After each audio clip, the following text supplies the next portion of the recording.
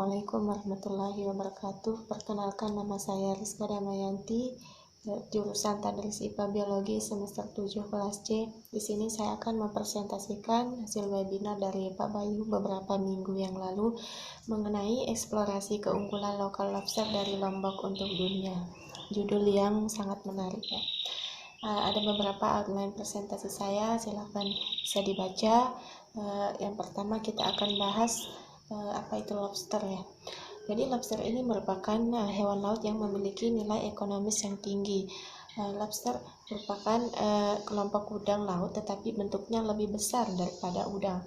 Nah, lobster ini termasuk ke dalam genus Homarus, mempunyai warna hitam kebiru-biruan, memiliki 8 kaki dan mempunyai sepasang capit yang besar. Bisa dilihat di gambar. Kemudian pola sebaran BBL atau benih-benih lobster di alam. Nah, ada dua jenis pola sebarannya, ada non-sink population atau surge dan sink population. Nah, kalau yang non-sink population atau surge ini pola kemelimpahan BBL-nya rendah dalam area yang sangat luas. Kemudian sumber rekrutmen lobster dewasa memiliki korelasi yang kuat.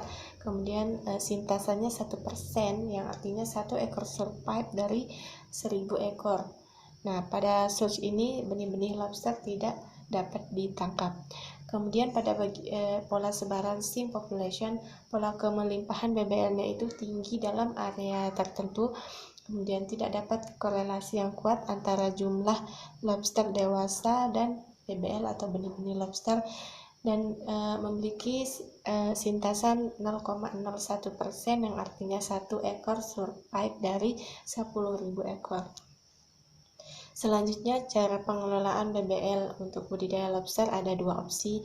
Yang pertama, jika kita dilarang untuk menangkap atau memburu BBL, maka 99,9% BBL tersebut akan mengalami kematian secara alami yang dikarenakan atau dipengaruhi oleh beberapa faktor di alam seperti predator dan lain sebagainya.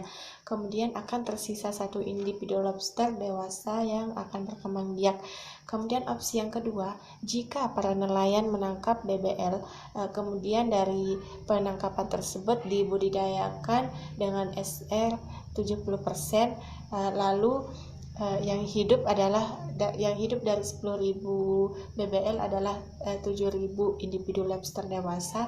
Kemudian dari 7.000 ini kita restocking 2% atau 200 lobster dewasa hasil budidaya ke alam bebas.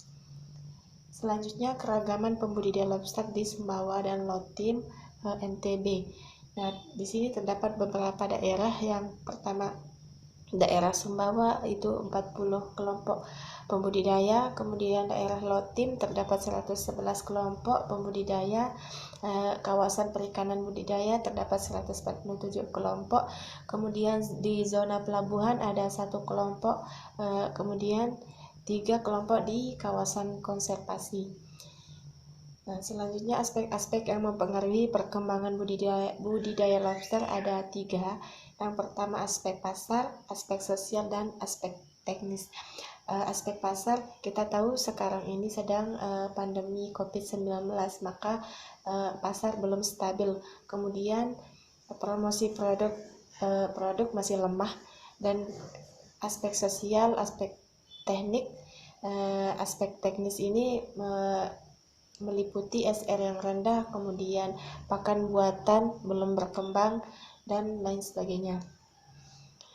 Nah, pakan lobster dibagi menjadi 2. Yang pertama ada pakan alami dan pakan buatan ya, atau pelet.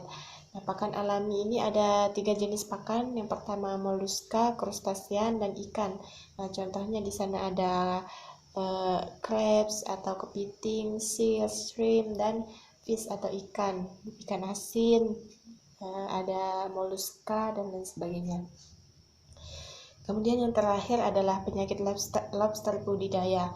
Ada 5 penyakit yang dibahas oleh Pak Bayu. Yang pertama ada red body disease, kemudian milky, kemudian black gill, kemudian big head syndrome, kemudian spread head syndrome.